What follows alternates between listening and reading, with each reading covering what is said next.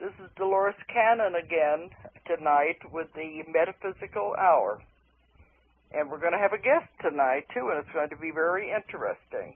But first, let me give out the free number. The telephone number is 877-876-5227. 877-876-5227. That is the toll-free number for all over the world. Anybody can call in from anywhere in the world and talk to us. But as I've found in the past, we don't get very many call-ins. And people have told me when I've been at lectures, they said, we don't want to call in, we just want to listen. So we do know they're out there and they are listening. But tonight my guest is Harold McCoy, and he's the founder of the ORI, which is the Ozark Research Institute in Fayetteville, Arkansas, and that's the nearest town from where I live, the nearest big city. But Harold and I go back at least 25 years. I was thinking about it a while ago, and, you know, Harold has to be about 25 years, because it was back in the early 80s is when we all first got together. And we more or less all started out at the same time, because Harold was just finding out what he could do at the same time that I was finding out what I could do. Now, Harold, I'm going to ask you to give your background, but I just want to tell a little bit about you, and then you can fill in more of the details. Is that okay? Sounds good. All right. Because Harold was a military man for a long time, and you would, the last person you would think that would switch to being a healer. But now he does remote healing, and he can do it from anywhere in the world, and he's able to see inside the bodies and to manipulate the organs and heal the persons at a long distance. And I'm going to let you clarify if I'm not getting it exactly right, but he's teaching this method now in many places, and that's what the Ozark Research Institute is all about. They just had their school, just this last week, they had another school where they're teaching these methods. Okay, Harold, let's tell you first about your background. Okay, I was born and raised here in northwest Arkansas, but when I was 17, I went into the United States Army, and I stayed for 24 years, and I retired as a major from military intelligence. I I was in the Korean War, and I was in Vietnam twice for 2 tours of duty, and I've been stationed all over the country. And I got started doing this stuff by dowsing. Some people may know it as water witching. It's a way to find underground flowing veins of water and other things. You can map douse if you can douse a map and find things. But you found out you could do these things after you got out of the Army, didn't you? Yeah, I was not doing any of these in the Army. A total reversal. 180 degrees. Yeah. Well, I remember you used to be the international president of the Dowser Society. Yes, I was the president for 4 years. Uh-huh. And their headquarters are up in Vermont. And so... But you were doing the dowsing before you discovered the healing? Yes. Dowsing it's all mind phenomena. That's what I call it, mind phenomena. Yeah. And, I mean, if you can find an underground flowing vein of water, I mean, just walking on top of the ground here, or dowsing, I mean, that just has to do with the mind. and after I've done that, I was for 4 years, and that's actually how the Ozark Research Institute got started, because I was kind of doing some healing work, but the dowsers, the charter, wouldn't allow you to openly do any healing work. Oh, I didn't know that they was distinguishing between the two. Yeah, well, when you have a nonprofit tax-exempt organization, you have to stay within the box you put yourself in, the Articles of Incorporation and your charter. Uh-huh. And their charter didn't say anything about dowsing, so they couldn't do any of that stuff legally. Yeah. And when I was president, I was doing some healing, and I guess you could call me a closet healer, actually. Okay. And I really wanted to be able to do it openly. You know, I just wanted to be able to work on people. So that's the reason I started the Ozark Research Institute. And when I wrote the charter for this, the Articles of Incorporation, the first thing the purpose, number one, was to determine what part mind plays in spontaneous remission or miraculous healing of chronic or life-threatening diseases.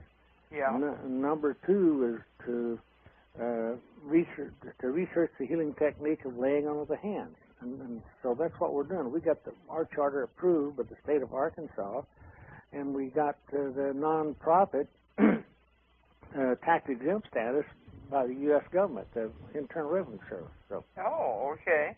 So that's. So now they can't tell you what you can and can't do. That's right. As long as I'm within the charter, yeah. Uh-huh. And we've had. But you had a fascinating story of how the Ozark Research Institute began. Because I remember, I go all the way back. I'm a charter member. Yeah, you are. I remember when you first started out, there was an interesting story, and it had to do with dowsing, didn't it? Yeah, well, yeah, I can, when how it all began. That's how it all began, yeah. When I was, like I say, when I was president, I was always wanting, in the back of my mind, I wanted to start an organization. So every time I would do meditation, I would just see myself standing up in front of a group talking about healing. Uh-huh. And as president of the Dowsers, they published a little journal, and my name was in there as president with my phone number. So one day I got a phone call from this lady in Berkeley, California, and she said she'd heard about mount dowsing, and she said her daughter, her 9-year-old daughter, had been playing her harp in a Christmas musical. It was a 4-night deal, 4-night concert. Yeah. And on the third night, someone went in the theater and stole her harp. Oh. Now, this harp was, could never be replaced. It was one of 3 made from the same bird's eye maple tree. It was made by the master harp maker in the United States. It had a history that could just not be replaced. So she called me and asked me if I would douse and try to find her harp. Now, this is she lived in Berkeley, California, and this the harp was had way been back in the 80s. Yeah, it was a long time ago. Yeah. And the harp had been stolen from a theater over in Oakland, just Berkeley and Oakland right across from each other. Yeah. And that's where the harp had been stolen from. And so as I'm talking to her, I'm dowsing. And, by dowsing, you can get yes and no answers on questions. So I'm just asking if that harp was still in that area, and my pendulum told me yes. So I told her, I said, okay, send me a street map of Oakland and Berkeley. And so a couple of days later, the Federal Express came up my driveway with this big old map, the street map of Oakland and Berkeley. And I laid that map out on a dining room table, and she also sent me a picture of the harp. I laid the map out on the dining room table, and I held the picture of the harp in my hand. And I said, is this harp in the area represented by this map? And my dowsing told me it was. So I've got this map laying on this big dining room table with all, and there's a lot of streets in Oakland and Berkeley, and that was a street map, and there's a million streets. And so I started on the left side of the map, and I got a straight edge. It was a yardstick. and what I was saying, I said, okay, and I'm going to bring this yardstick across the map, and when the edge of the yardstick gets over the intersection nearest that harp, give me a yes. And again, you can get yes and no answers. So I was bringing that yardstick across, and pretty soon I got a yes. So I drew a line right down the edge of that yardstick. Then I got to the top and went up to the top of the line with that yardstick, and then I was coming down, and again, when the edge of the yardstick gets to the intersection nearest the harp, give me a yes. So this thing was coming down very slowly, very slowly.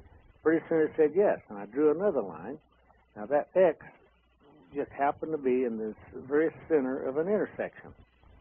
So I just mentally placed myself in that intersection. I was facing one way, and I just asked, is the harp up this street? And they said no. I turned to the right and looked up that street in my mind's eye, and I said, is the harp up this street? And it told me yes. I said, is it on the left side? It said no. Is it on the right side? Yes. You know, just a series of yes and no questions. So I said, okay, I'm going to count houses on the right side of this street. The corner house is number 1, the next house is number 2, number 3, et cetera, et cetera. I asked the dowsing system, can I do that? And it said yes. So I'm just holding the harp, the picture of the harp in my left hand, and I just said, is this harp in house number 1? And it told me yes. So, and also when that happened, when I got a yes, I just got a flash of somebody carrying that harp into the house from a pickup truck. Oh. And it just, you know, one of those things, and it happens frequently, very frequently. It's just another mind phenomena thing. And so I called up the lady, and I told her about the pickup truck and told her which house and all that. And she said, well, I'm going to, I'll drive. I said, that's not very far from here. I'll drive down and see if I can see what kind of neighborhood it is. Uh-huh. So after a while, she called me back, and she said, well, that's not a very good neighborhood, but there is a pickup truck sitting in the driveway. So she really thought I was onto it. So I said, I don't know how you're going to find out if they got your harp. You just can't go ask them, you know. Can't go knocking at the door. So what she done, she called the detective that had been working on that case. Now, this harp had been stolen like 2.5 months ago, and the police had given up on it already. Uh-huh. But she called the detective that had been working on the case, and she said, hey, somebody's seen my harp being carried into this house from a pickup truck. and the detective said, okay, give me a sworn affidavit from that person, and I will go check it out. Well, I'm in Arkansas. The affidavit is somebody in Arkansas. Yeah, they wouldn't have believed any sworn affidavit. Yeah. But anyway, she had, out of all the houses in Oakland and Berkeley, she had 6 posters made. And she put one on the, well, like she was on this corner of the block. She put one on kind of the back corner of the block, and then on the right straight across on the other corner of the block, and then she put 4 of those posters on the corner where the house was, facing the house. Yeah. And the harp and the poster said, "Reward. This harp was stolen." She made a picture of the harp and enlarged it. Said, "Reward. This harp was stolen December 17th and was last seen in this neighborhood." Uh-huh. So when she put those 4 right there facing the house, you know, the guy knew we had him pretty pinned down, you know. And so what we done,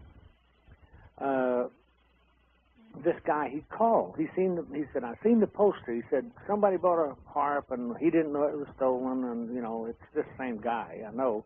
Yeah. And we'd like to get it back to you, but we don't want any cops around." So she told him to meet her at a safe